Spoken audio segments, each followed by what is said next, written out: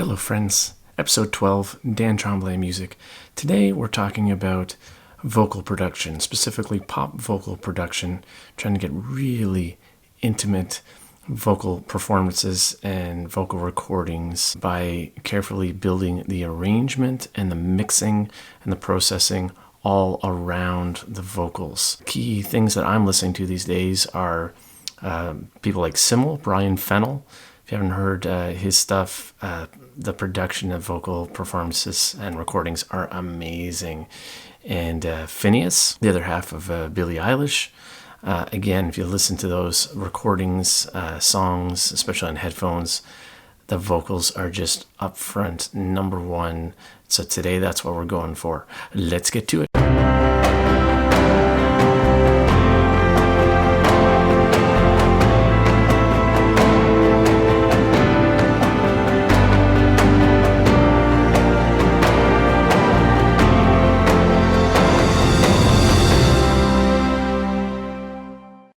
All right, let's get to it. Okay, so I think one of the key things to remember that I talked a little bit about the intro video is arrangement. Okay, you want to base the entire song around the vocal arrangement. So start with something very basic. I'll start with a piano, maybe a tiny little bit of percussion or something, or just even a click track, and build the track around your vocals, not the other way around. This has taken me a long time to figure this out, years and years and years. Build the track around the vocals. Okay, when it's pop music or any kind of vocal music, the vocals are number one. If you don't get the vocals right, forget it. Nobody cares. Nobody's going to want to listen. Okay, vocals are number one. Okay, so if we look at the arrangement, we have very, very little going on here. A couple of piano parts. I do this a lot when I'm, as opposed to trying to punch in, punch out, I just take the same track, duplicate it, and then I might add a little intro, a little part. I just find it's easier for mixing. I got a couple of percussion tracks going on, a little marimba, which you'll hear later on. Again, tiny little, that's like I got like a ride cymbal. And a couple of Omnisphere. Omnisphere always makes appearance in all of my tracks. I got a little Spitfire Audio Albion Neo, which I'm loving this new library. I got some sub bass for way down the bass. I got a little bit of Native Instruments Sunburst electric guitar. Okay, even though my last video was on real guitar, well, now I'm using guitar sample library for this one. And the rest are all vocals. Okay, and this is where we're going to focus on. Okay, in terms of what do we have on our aux channels? Pretty much always have bus 1 going out to Valhalla Room reverb with a little bit of pre-delay. What do we got going on here? This is the Golden Plate medium room. Okay, I didn't change the presets a lot. I try to use something different every time. I try to stick with the plate reverbs. I find those are the best. And so that's the first bus. Again, I talk about this every video. Make sure you EQ out the low end on your reverb channel. Keep it nice and clean. And then the second bus is stereo delay. Okay, and for the stereo delay, this has probably been in one of or several of Graham Cochran's Recording Revolution videos.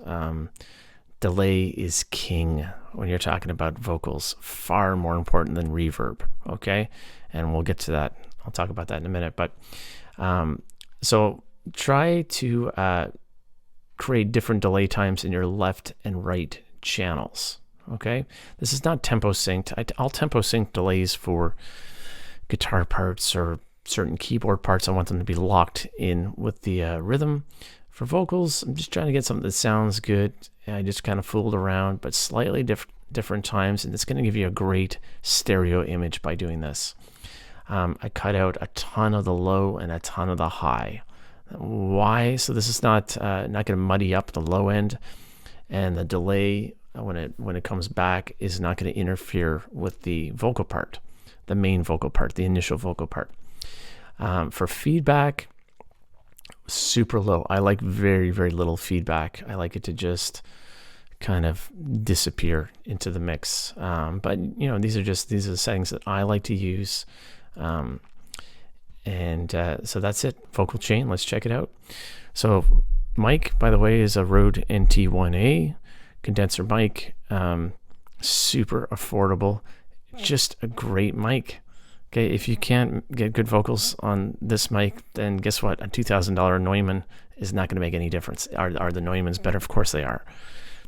If you can't make it work on this, you know, Billie Eilish, Finneas, you know, their first stuff that they put out was on a Audio Technica. I forget what it was, but it was like a $200 microphone in a bedroom. Okay, listen to those recordings; they sound amazing. Okay, it's not the gear. It's the way you do things. Throw on some EQ right at the beginning. Okay, I think this is like a preset, Logic preset, male vocal refresh. I use presets all the time. Anyone who thinks don't use presets, use a preset. Go for it, man. Don't leave the presets in their natural form. Okay, you want to roll off the lows, get rid of that mud, and you want to add a little high shelf at the end. That's it, man. This is always the same. Almost always the same, at least for my voice. This is what I use. Okay, I threw a gate on there. I'm not crazy about the gate, using gates on vocals, but we'll talk about that in a minute. Okay, so I do have a gate on there, a little bit of pitch correction. Okay, not a whole lot going on. I tend to be a little bit pitchy when recording, so just a tiny little bit of pitch correction. I know people are going to argue about pitch correction. You use it, don't use it. Use whatever works, you know. I'm not trying to prove anything to anybody. I can sing. I think I have a pretty good voice. I can pull it off live, and that's the key. Compressor. Make sure your threshold's not too low. Very, very gentle, 3 to 1. I got no makeup gain, you know. Throw it on there and fool around. Like Graham Cochran says, you're always looking for about 3 decibels of gain reduction. Try to take it in very, very small increments. I know some people compress their vocals really harshly. I like his philosophy where less is more. He often uses, he'll compress it very gently, and then he'll take the same compressor and he'll duplicate it and add another one on the channel. So just an incremental change. And then we have a de-esser. Okay, now the de-esser back in the day on Logic was terrible. It was terrible. I couldn't get to work. I don't know when the 2 version or when it came out, but man, they got it working. Okay, and then I duplicate it all across the board until I get to this channel, which I'm going to talk about. In terms of what to send, okay, so I probably back in the day used way too much reverb. That is the number one way to kill your mix, your vocal mix, is throwing reverb at it. Start with it at a certain level, and so you can really hear it, and then just keep backing it up and backing it up and backing it up. There's hardly just a tiny, just to have a nice little tail at the end of phrases to carry to the next phrase. But less is always more when it comes to reverb on vocals. Otherwise, you're going to just create mud, and you're going to lose all that clarity in your vocals. And today, what we're really trying to talk about is clarity. Okay, now here, you see on my delay channel, stereo delay, I got a ton of delay. You can go heavy on delay, as heavy as you want, and you're not going to lose clarity. Okay, this is something that I've learned probably from researching Daniel Lanois, who's a genius producer and just doesn't use reverb on vocals. Delay. Okay, if you like U2, if you like Peter Gabriel, guess what? Delay, not reverb. That's the trick. This has taken me decades to figure this out. I'm not sure why that is. All right, so let's listen to a little bit of the vocal part. I'm going to take all the effects out. It's going to sound terrible. Okay, I'm going to try not to throw up while we're listening to this dry vocal. Here we go. When the ground shakes. Okay, that is dry, straight out of the box.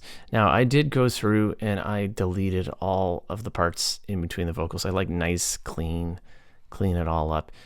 You can kind of do that with a gate, but just never works the way that I want it to. I prefer to clean them up manually and go through the vocals and take out all the parts in between the vocal phrases. Okay, now we're going to add some stuff back in here. Let's start with EQ.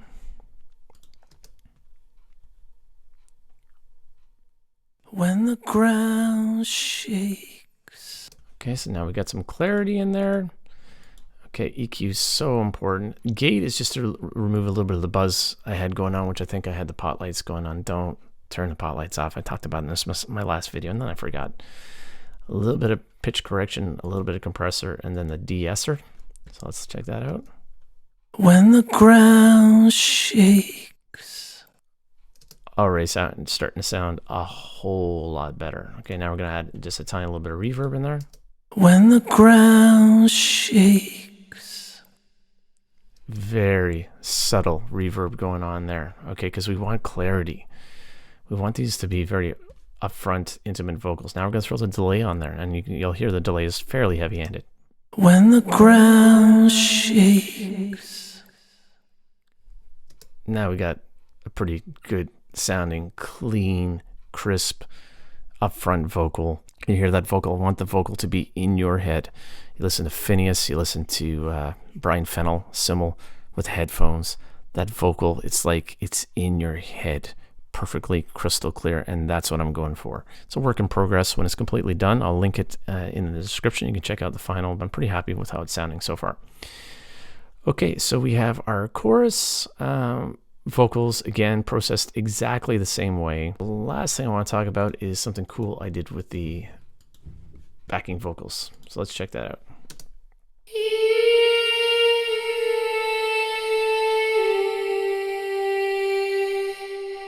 So we're looking for like kind of like a haunting kind of thing. So that's what I did with these backing vocals. Okay, so in terms of processing, there's less going on here because they're backing vocals. You don't want them to be up front. So still have some EQ, a little bit of pitch correction, gate, but look at the reverb, a ton of reverb. Why? Because they're backing vocals. You push them back further into the mix. You can be heavy-handed with reverb on backing vocals. Okay, I duplicated the parts. I panned one stereo left, hard pan, one stereo right, hard pan, okay? And then the other thing I did, which was kind of cool, I fooled around with this, is I did some flex pitch in Logic, which I guess would be similar to Melodyne. And what I did is I copied the entire vocal part out and I shifted everything up. Okay, basically transposed it up a third. So I didn't re-record the part. You could re-record the part, but and sing over top when you're doing harmonies. That's how it's been done. Okay, but nowadays with technology and the flex pitch with Logic is awesome. Duplicate the part, transpose it, bring it up, and then you have a perfect vocal harmony where everything is sung exactly the same way. Okay, and so it matches perfectly with your original vocal. All right, so let's check that out. Let's listen to those two together now.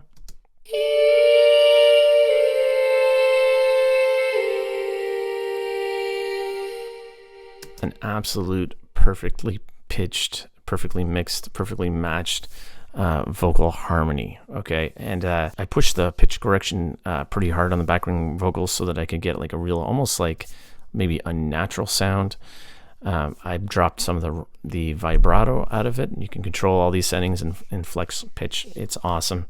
And just get a crystal clear, perfectly placed backing vocal track. So there you go. That's flex pitch with Logic. Super intuitive, pretty straightforward, pretty easy to use. You just gotta turn it on there. Make sure you turn it on there. Check it out, and you can do some cool stuff. Okay, pitch drift. That's how the pitch goes in and out. You can change the gain on individual syllables and parts. You get your fine tuning. Vibrato. You can see I dropped that down to 12%. I tend to have a lot of vibrato, and I find on backing vocals less vibrato is better. So I just dropped them out. So you almost have like a more kind of, like I said, a little bit less natural sound, which is a nice complement to your very natural main vocal part. And that is it. I think the key thing here is arrangement, sparse arrangement. Keep it simple.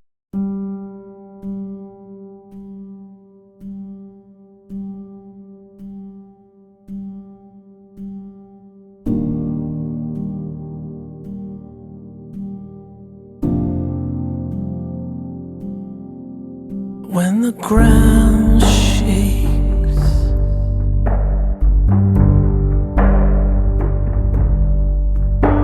your head's a fog,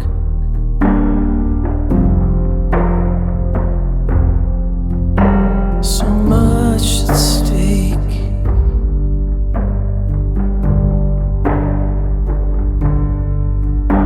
Your siren song,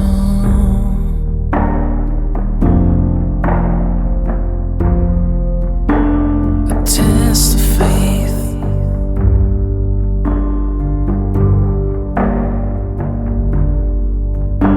a silent call,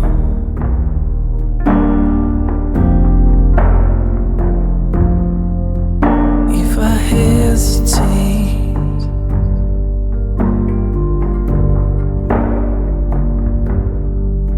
can you break the fall?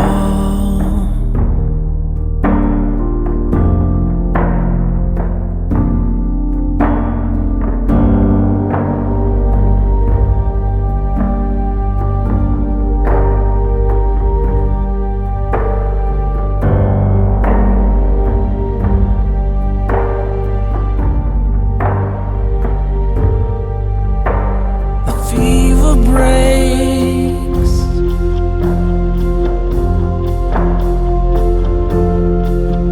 and the hair and soul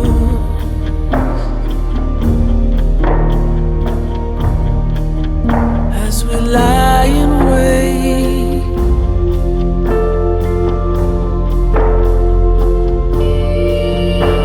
shattered and torn.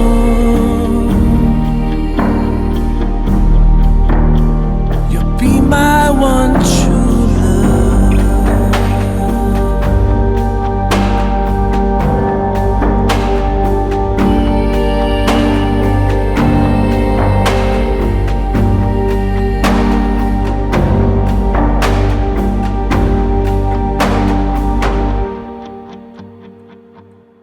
Final thoughts. This is not a sounds like video, how to sound like this person, how to sound like that person. I understand what those videos are all about, and I think they are useful. But at the end of the day, don't sound like these people. Don't sound like your favorite artists. Listen to it more from a production standpoint. Try to listen to how they mix things, how they put the arrangements together, how they process their vocals, and try to take it from a production standpoint, but not from actually copying the sounds or copying the effects or how to sound like this person. That's pointless. We already have these people. We don't need more of these people. We need more of you. Okay, we want to hear more of your sound. We want originality. So borrow from these people in terms of production ideas, but come up with your own style and incorporate it in your own unique way. That's the best advice I can give you. That's what I try to do. Stay safe, everyone. Catch you in the next one.